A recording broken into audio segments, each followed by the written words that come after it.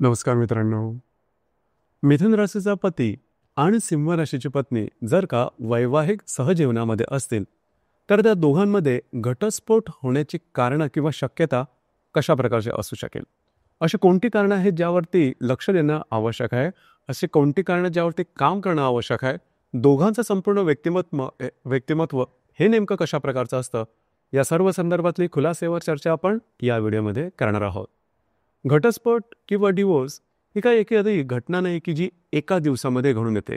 याकरता दोघांचं जे संपूर्ण व्यक्तिमत्व आहे, विवाहाप्रती त्यांच्या आशाकांक्षा आणि त्यांचा दृष्टिकोन हा समजावून घेणं गरजेचं राहील. तर याकरता जर का एकमेकांचं तुम्हाला व्यक्तिमत्व जर का समजलं तर मग गोष्टी ज्या आहेत त्या घटस्फोटापर्यंत पोहोचणार नाही, पण त्याकरता व्यक्तिमत्व जाणून घेणं गरजेचं राहील. सुरुवातीला आपण मिथुन राशीचे पती किंवा पुरुष आहेत त्यांचं संपूर्ण व्यक्तिमत्व कशा प्रकारचं असतं या संदर्भातली माहिती घेऊ. मिथुन राशीबद्दल सांगायचं झालं तर कालपुरुषाच्या पत्रिकेमध्ये तृतीय स्थानामध्ये येणारे रास आहे पुरुष रास आहे. या राशीचा जो स्वामी आहे तो बुध आहे. या राशीचं जे तत्व आहे ते वायू तत्व आहे आणि ही जी रास आहे ही द्विस्वभावाची रास आहे. सगळ्यात पहिली आणि महत्त्वाची गोष्ट जी की मिथुन राशींच्या पुरुषांमध्ये दिसून येते ते म्हणजे त्यांची संवाद साधण्याची कला. तुम्ही त्यांच्या संपर्कात आलात जरी तरी ते स्वतःहून तुमच्याशी संवाद साधतील आणि शेअरिंग करणं त्यांना खूप आवडतं. आणि सगळ्यात महत्त्वाचं म्हणजे ज्या गोष्टीमध्ये तुम्हाला रुची आहे, ज्या विषयांमध्ये तुम्हाला रुची आहे त्यामध्येच ते तुमच्याबरोबर संवाद साधतील, ज्यामुळे जवळीकता निर्माण होते. तर एकंदरीतच मिथुन राशींच्या जे पुरुष आहेत त्यांच्या तुम्ही संपर्कात आला तर एक प्रकारची जवळीकता निर्माण होते.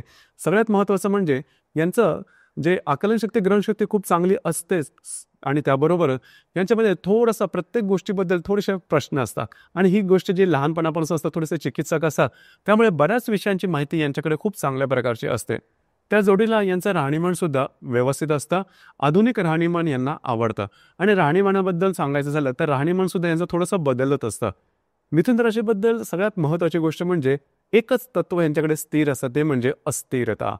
यांच्यामध्ये अस्थिरता ही जास्त प्रमाणात दिसून येते. मग त्यांच्या राहणीमानामध्ये, विचारांमध्ये, निर्णयांमध्ये, एकंदरीत त्यांचं जे क्षेत्र आहे साधारण करिअरचं क्षेत्र त्या संदर्भात सुद्धा अशा गोष्टी जास्त दिसून येतात. म्हणजे आपल्या निर्णयावरती ठाम राहणं, आपल्या निर्णयाशी तडजोड न करणं हा जो भाग हा भाग मिथुन राशीमध्ये थोडासा कमी दिसून येतो. अर्थात त्याचे फायदे तोटे दोन्ही प्रकारच्या गोष्टी यांच्या संपूर्ण जीवनात यांना मिळतच असतात. मग अशी सांगितल्याप्रमाणे आकलनशक्ती ग्रहणशक्ती खूप चांगल्या प्रकारचे असते. कम्युनिकेशन जे स्किल आहे ते खूप चांगलं असतं. छोट्या मुलाप्रमाणे हे थोडेसे भावूक असतात, निराकस असतात. छोट्या छोट्या गोष्टींचे जे प्रभाव आहेत ह्यांच्या मनावरती बऱ्याच वेळा जास्त प्रमाणात होतात. त्यामुळे होतं काय, एकाच दिवसामध्ये बऱ्याच प्रकारचे मूड स्विंग याच्यामध्ये दिसून येतात आणि छोट्या छोट्या गोष्टीने ते खुश होतात, छोट्या छोट्या गोष्टीने ते दुःखी सुद्धा होतात. अगदी मिथुन राशीचा व्यक्ती मोठा जरी झालेला असेल तरी अशा प्रकारच्या गोष्टी साधारण दिसून येतात. फिरायला वगैरे आवडतं, पिकनिकला जायला आवडतं आणि तेच तो कुठल्याही आनंदाचा उपभोग घ्यायचा एकटा घ्यायचा नाही, आपल्याबरोबर कोणतरी आपल्या जवळची माणसं असायला हवी. हा जो भाग आहे हा भाग मिथुन राशीच्या व्यक्तीमध्ये दिसून येतो.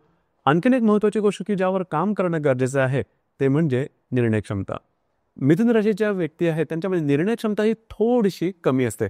कुठल्याही गोष्टीत निर्णय घ्यायचा झाला तर सगळ्या बाजूने विचार करते आणि ज्यावेळेस तुम्ही सगळ्या बाजूने विचार करता त्यावेळेस कुठल्या एका बाजूवरती तुम्ही ठाम राहत नाही किंवा एका बाजूच्या संदर्भामध्ये निर्णय घेता येत नाही. त्यामुळे बऱ्याच वेळा एखाद्या गोष्टीचा निर्णय घ्यायचा झाला तर ते बऱ्याच जणांना विचारतील आणि आधीच ते कन्फ्यूज असतात आणि इतर जणांना विचारून त्यांचे वेगवेगळे ओपिनियन आल्यानंतर हे स्वतः आणखीन जास्त कन्फ्यूज होतं. तर यावर थोडंसं काम करणं गरजेचं राहील. जी गोष्ट तुम्हाला महत्त्वाची गोष्ट वाटते, जी गोष्ट तुम्हाला परफेक्ट वाटते त्या गोष्टीला अनुसरून जर का तुम्ही निर्णय घेतला मग तो सकारात्मक असेल नकारात्मक असेल.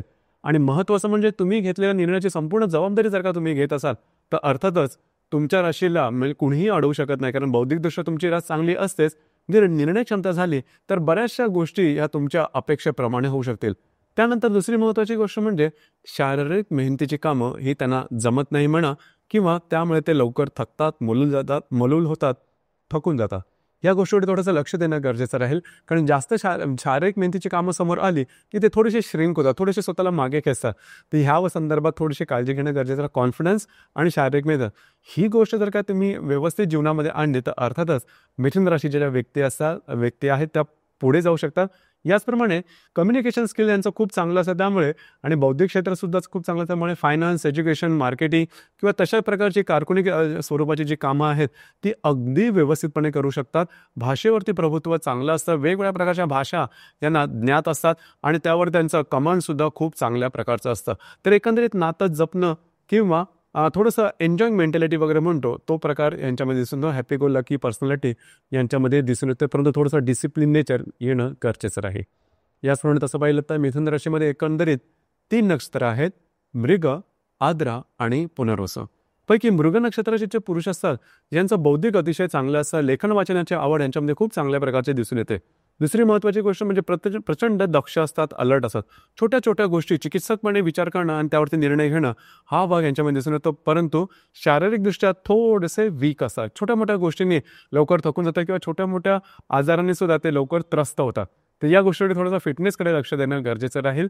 आद्रा नक्षत्राचे जे पुरुष असतात त्यांच्याकडे सगळ्या गोष्टी चांगल्या असतात, म्हणजे यांच्याकडे बौद्धिक खूप चांगलं असतं, बोलणं खूप चांगलं असतं, जगाचं ज्ञान खूप चांगलं असतं, किंवा ज्याला आपण दुनियादारी म्हणतो तो सुद्धा प्रकार यांच्यामध्ये खूप चांगला असतो. सगळ्यात थोडंसं या सगळ्याचा छेद देणारा एक गुण जर का त्याच्यावर त्यांनी काम केलं तर अर्थातच जीवनामध्ये खूप पुढे जाऊ शकतात. तो म्हणजे थोडासा आळशीपणा, बघू करू हा जो भाग आहे हा भाग आद्रा नक्षत्रामध्ये खूप जास्त प्रमाणात दिसून येतं. अर्थात त्यावर थोडंसं काम केलं तर या नक्षत्राचे जे पुरुष आहेत जीवनामध्ये खूप मोठी झेप घेऊ शकतात. पुनर्वसू नक्षत्राबद्दल सांगायचं झालं तर पुनर्वसू नक्षत्राचे जे पुरुष आहेत ते थोडेसे डिपेंडेबल असतात, म्हणजे कुठल्याही गोष्टीवरची निर्णय घ्यायचा झाला तो घ्यायचा की नाही या दिलेम्यामध्ये थोडेसे जातात, द्विधावस्थेत जातात आणि थोडेसे सरळ सरळ असतात. आउट ऑफ द वे जाऊन काम करणं, थोडंसं वेगळ्या प्रकारे काम करणं हा भाग त्यांना जमत नाही. सरळ सरळ काम करण्याचा हृदयाची अगदी ट्रान्सपरन्सी यांच्यामध्ये जास्तच प्रमाणात दिसून येते. निर्णय क्षमता कमी असल्या कारणामुळे बऱ्याच वेळा आयुष्यात चांगल्या ज्या संधी आहेत ते गमावून बसतात. असं जरी असलं तरी पुनर्वसू नक्षत्राचे जे पुरुष असतात ते थोडेसे लकी असतात, म्हणजे गोष्टी त्यांच्यासाठी थोड्याशा पटापट होतात, लवकर होतात, देवावर विश्वास ठेवणार असतात, देव भोळे असतात, थोडंसं सिक्स सेन्स त्यांच्यामध्ये चांगलं असतं. एकंदरीतच तुम्हाला समजलं असेल की जे मिथुन राशीचे जे पुरुष आहेत यांचं नेमकं व्यक्तिमत्व कशा प्रकारचं असतं. आता आपण थोडी चर्चा करू की सिंह राशीच्या ज्या स्त्री आहेत त्यांचं नेमकं व्यक्तिमत्व कशा प्रकारचं असतं. सिंह राशीबद्दल सांगायचं झालं तर कालपुरुषाच्या पत्रिकेमध्ये 5व्या स्थानामध्ये येणारी रास आहे पुरुष रास आहे. या राशीचा जो स्वामी आहे तो रवी आहे. या राशीचं जे तत्व आहे ते अग्नितत्व आहे आणि ही जी रास आहे ही स्थिर स्वरूप रास आहे. सर्वात पहिली आणि महत्त्वाची गोष्ट जी की सिंह राशीच्या स्त्रियांमध्ये दिसून येते ती म्हणजे त्यांचं राहणीमान.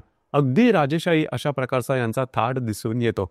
परिस्थिती असो वा नसो आपण जे करायचं ते उत्तम असायला हवं, आपण जे करतो ते सर्वोत्तमच व्हायला हवं, आपल्यामध्ये काहीतरी वेगळेपणा इतरांपेक्षा असायलाच हवा, याकरता झटणारी ही रास आहे. अगदी बालपणापासूनच यांच्यामध्ये हा गुणधर्म दिसून येतो. म्हणजे कपडे जरी घालायचे झाले तर ते सुद्धा अतिशय व्यवस्थित, नीटनेटके, टापटेप आणि सगळ्यात महत्त्वाचे म्हणजे ब्रँडेड असायला हवे, 4 चौघांपेक्षा वेगळं असायला हवं.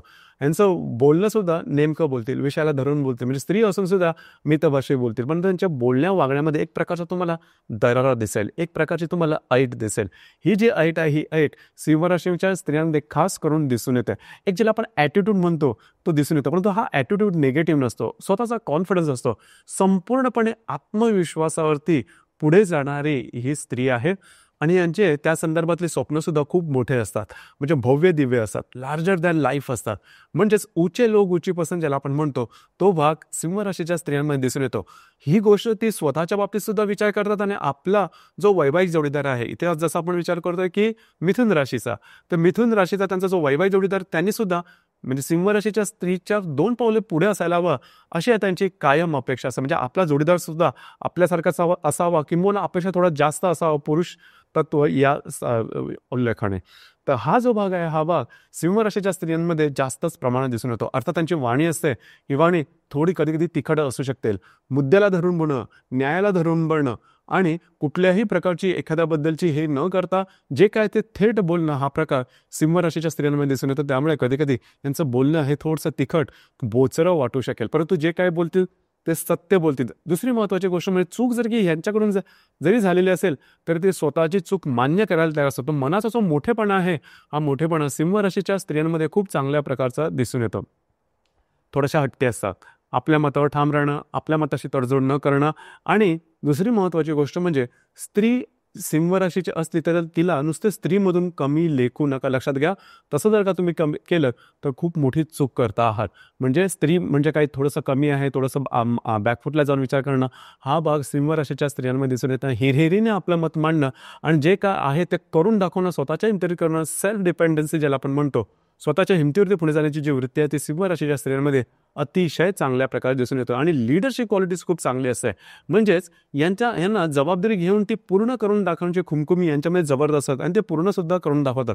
म्हणजे जे काम इतरांना होत नसेल ते स्वतः पूर्ण करून दाखवणं, हा जो भाग आहे भाग सिंह राशींच्या स्त्रियांमध्ये अतिशय चांगल्या प्रकारचा दिसून येतो. थोडंसं कधी कधी हट्टीपणामुळे ॲडजस्ट करणं कठीण होऊन बसतं. अर्थात त्याचा परिणाम थोडंसं वैवाहिक जीवनामध्ये थोडासा जास्त दिसून येतो. इथे थोडंसं काम करणं गरजेचं आहे. परंतु कार्यकर्तृत्वाच्या बाबतीमध्ये सिंह राशीच्या स्त्रिया अतिशय पुढे जाणाऱ्या असतात. खास करून घरातल्या कामापेक्षा घराच्या बाहेरचं काम करणं यांना आवडतं. घराच्या बाहेर मर्दुमकी गाजवणं यांना आवडतं. तर हा भाग सिंह राशीच्या स्त्रियांमध्ये म्हणजे कर्तृत्वपणाची जी भावना आहे ती भावना सिंह राशीच्या स्त्रियांमध्ये अतिशय चांगल्या प्रकारे दिसून येते. सिंह राशीची जी स्त्री आहे ही कधीही कोणाला घाबरणार नाही, ना कुठल्या परिस्थितीला ना कुठल्या व्यक्तीला. जे काय करायचं बिनधास्त करायचं, कोणालाही न घाबरता करायचं, रोखठोक करायचं, हा जो भाग आहे भाग सिंह राशीच्या स्त्रीमध्ये दिसून येतो. लक्षात घ्या, सिंह रास ही संपूर्ण पुरुष तत्वाची रास आहे.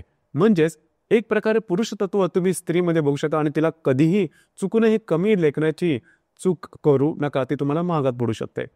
सिंह राशीमध्ये एकंदरीत 3 नक्षत्र येतात: मघा, पूर्वा आणि उत्तरा. मघाचे नक्षत्र आहे तर मघा नक्षत्रामध्ये सिंह राशीचा जो ॲरोगन्स आहे, सिंह राशीचा जो कर्तृत्वपणाची भावना आहे ती दिसून येते. अर्थात त्यांच्या राहणीमानाकडे फारसं लक्ष नसतं, परंतु आपण नेहमी नंबर 1ला राहायला पाहिजे. आपण इतरांचं लीडर बनायला हवं. काही गोष्टींमध्ये आपण इतरांपेक्षा वेगळं जायला हवं, पुढे जायला हवं आणि त्यामुळे मानापमानाच्या भावना आहेत, या भावना मघा नक्षत्रात थोड्या जास्त दिसून येतात. पूर्वा नक्षत्राची जी स्त्री आहे यांच्यामध्ये त्यांचं राहणीमान इतरांपेक्षा थोडंसं वेगळं, सुव्यवस्थित, नीटनेटकं, टापटीप, आपलं राहणीमान, विचार चांगले असायला हवे आणि लॅविश लाईफस्टाईल किंवा अधिभौतिक सुखाची आवड ही यांच्यामध्ये जबरदस्त दिसून येतं. यांच्यामध्ये सुद्धा लिडरशिप क्वालिटीज होतं. थोडंसं सॉफ्ट नेचर तुम्ही बघू शकता मघा नक्षत्रापेक्षा पूर्वा नक्षत्रामध्ये. उत्तरा नक्षत्राची जी स्त्री आहे, अर्थात उत्तरा नक्षत्राचं पहिलं चरण हे सिंह राशीमध्ये येतं. तर उत्तर नक्षत्राची स्त्री आहे यांचं राहणीमान तसं व्यवस्थित असं, नीटनेटकं असं, टापटीप असं आणि खूप काही लॅविश लाईफस्टाईलकडे त्यांचं आकर्षण नसतं. परंतु लिडरशिप क्वालिटीज यांच्यामध्ये सुद्धा चांगली, म्हणजे लिडरशिप क्वालिटीज आहे हे तिन्ही नक्षत्रामध्ये तुम्हाला व्यवस्थित दिसून येते. फक्त त्याचे राग रंग हे नक्षत्रानुसार थोडेसे वेगळे असू शकतात. तर एकंदरीत तुम्हाला आता समजलं असेल की सिंह राशीची जी स्त्री आहे त्यांचं संपूर्ण व्यक्तिमत्व नेमकं कशा प्रकारचं असेल. जसे की आपण चर्चा करतोय की या दोघांमध्ये घटस्फोटाची कारणं नेमकी कोणती असू शकतात. सगळ्यात पहिलं आणि महत्त्वाचं म्हणजे सिंह राशीची जी स्त्री आहे ही कर्तृत्वपणामध्ये फार मोठे. तिला नेहमी वाटतं की आपला जो नवरा आहे तो आपल्यापेक्षा 2 पावलं पुढे असायला हवा.